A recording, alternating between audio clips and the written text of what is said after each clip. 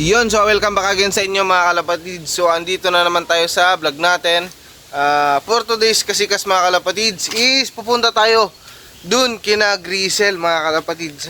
Ipapakita ko sa inyo yung update dito kina Grisel mga kalapatids. So yung panahon natin ngayon, ayan,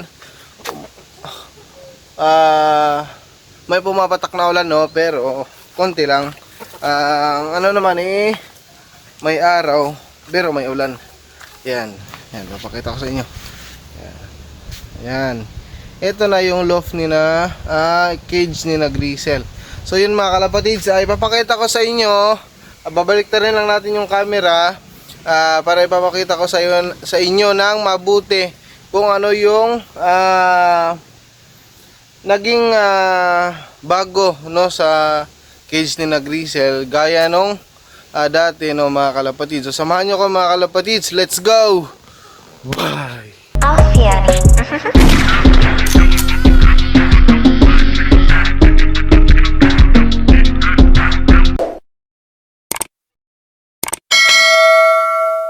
So ayan mga kalapatids, andito na nga ulit tayo sa cage ni na Grisel mga kalapatids. Ayan, kung mapapansin nyo, ayan, may kawayan na dyang nakaharang sa bubong nila, no. Ayan. So nilagyan natin na itong kawayan dito banda para nang sa ganun yun, patagilid yung ano, no, mga kalapatids. Ayan, patagilid yung scene na ginawa nating bubong nila mga kalapatids. Ayan. Ayan, nilagyan natin dito ng kawayan para naman gaya ng sabi ko, para yung tubig nga is pag pumapatak dito sa taas ng bubong, diretso na dito mga kalapatids, no, sa pinakalas. So eto nga, nagdagdag nga tayo ng scene dito sa cage ni na Grisel kasi nga, so etong scene na to mga kalapatids is dun yan kina manok na scene mga kalapatids, no, sa ibabaw ng kanyang cage. Kinuha natin, no, para ilagay dito.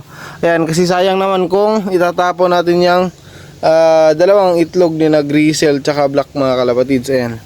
So tapos na rin tayong magpakain mga kalapatids. Ayan, kung mapapansin nyo, wala nang butas dyan sa itaas ng kanilang bubong mga kalapatids. Ayan, o. Ayan. And kahapon nga natin to ginawa mga kalapatids. Hindi lang tayo nakapag-vlog kasi nga lowbat yung cellphone natin mga kalapatids.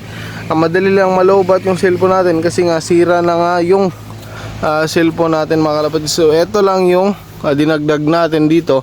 Eto, tsaka etong scene mga kalapatids. Tsaka nag-iba rin tayo ng bato dyan. Ayan, nagdagdag na rin tayo ng mga kung ano yung idadagdag natin mga kalapatids. So yun, at dito na nga natin tatapusin ang video natin for today's kasikas mga kalapatids. Kasi nga ayan, umuulan na naman dito sa amin mga kalapatids. Ayan, so eto, dito galing kay manok natin yung scene na ginamit natin dun sa kina Grisel mga kalapatids. So i-update ko na lang kayo dito sa Kinaraya at saka dito sa mga YB na bago natin, saka dito sa fire slope natin. And kung mapapansin nyo, ayan, umuulan na mga kalapatids. So sisilong tayo dun mga kalapatids kasi nga baka lalagnatin na naman tayo mga kalapatids.